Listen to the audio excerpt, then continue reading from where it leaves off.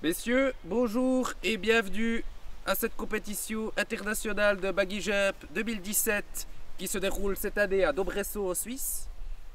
Alors, bonjour, moi c'est John Mathilde, je suis le président de la Fédération Suisse de Buggy Jump.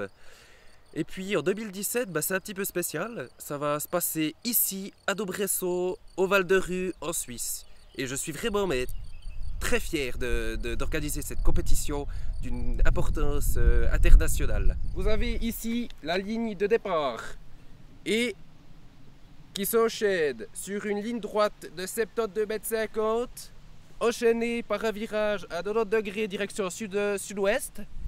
Alors, il faut savoir qu'organiser une telle compétition, c'est pas une mince affaire, hein. Il y a beaucoup de choses à régler.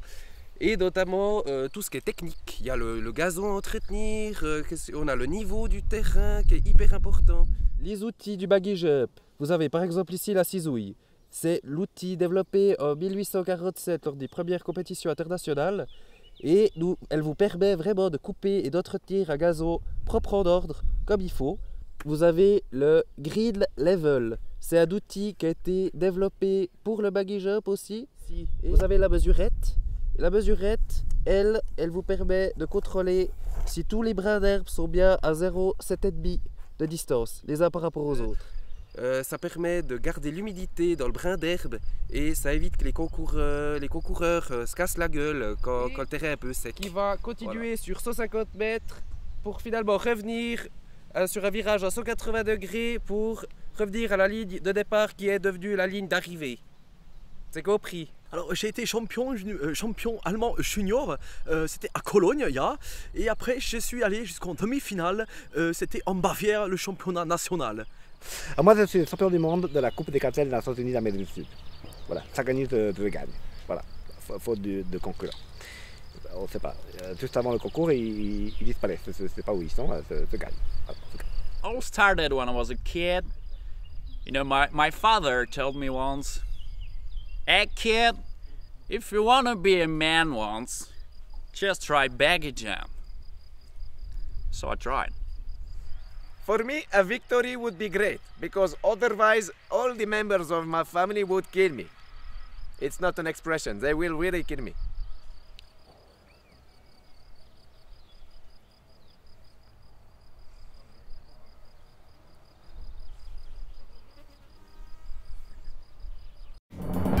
Bonjour Bilou, bonjour Jojo. Je rappelle donc qu'on est aujourd'hui en direct de Dombresson. Et oui, pour le 17e tournoi international de Buggy Jump. Absolument, 17 déjà, hein, alors qu'on voit Monsieur Mathilde qui inspecte les concurrents avant le départ. Effectivement, très important, et qu'ils partent en même temps, souvenez-vous du faux départ de 89. Et le fameux... Ah tiens, j'aurais dit 88. Non, 89. Ouh là là, attention, le départ va être donné, Monsieur Genou. Le départ, c'est parti. Voilà. Oui, c'est Ramon Gonzalez prendre l'avance, mais Monsieur Fish s'en sort. Oui, Monsieur Fish est pas mal, il est au rendez-vous, il est là, dans le virage. Ah, que fait-il? La technique secrète des frères Gonzalez. Absolument, la pétarade du Pérou, hein, la fameuse technique. Ah, il coupe Ali en fâcheuse posture, là. Moi, s'en sort. Oh, mais qu'est-ce que c'est? Une bombe aquatique, hein, je crois. Monsieur Fish a utilisé sa bombe aquatique la fameuse bombe de Monsieur Fish. Tous les autres concurrents semblent en profiter. Mais oh, qu'est-ce qui se passe? Qu'est-ce qui s'est passé? Monsieur Fish est hors course. Oui, mais est-ce qu'on pourrait revoir le ralenti de ça? Oui, on va... Ah. Oh, c'est une manœuvre de coupe Ali, hein, là. Coupe Ali, la banane volante, la fameuse. Oui, celle qui... Et... Aïe, il tombe dessus. Pris à son propre jeu. C'est Pete McKenzie qui prend la tête de la course. Et oui, poursuivi par Jürgen Blumentopf. Attention. Il utilise le filet de Düsseldorf. Ça sort à merveille. Regardez quelle belle exécution. Mais Pete McKenzie n'a pas dit son dernier mot. Mais il utilise le nœud du Texas. Il est d'une fort belle manière, hein, si je peux me permettre. Et oui, va-t-il l'empêcher? Et voilà, c'est fait. Mais quelle précision. Magnifique. Ce qui laisse le champ libre à Koupali. Absolument, Koupali qui continue, qui fonce, il est seul dans la course. Et non, puisque voilà John Mathilde avec le fameux panier garni. Oui, le panier garni, il faut des billes. Et oui, cette manœuvre qui permet à l'organisateur de s'insérer dans la course. Exactement. Et peut-être même au bon moment et voilà, de la remporter. Bravo, quelle victoire.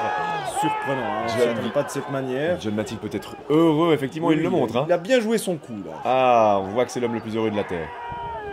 Bravo, John. Alors le comité suisse, il est enchanté par la manifestation. On est complètement rentré dans nos frais. Spécialement les stores de chips ont spécialement fonctionné. On a gagné à peu près 80 000 francs, ce qui est quand même pas mal pour une première année. Et le terrain n'a pas trop souffert. On devrait pouvoir rejouer normalement au mois de mars. En tout cas, recommencer les entraînements au mois d'avril, oui.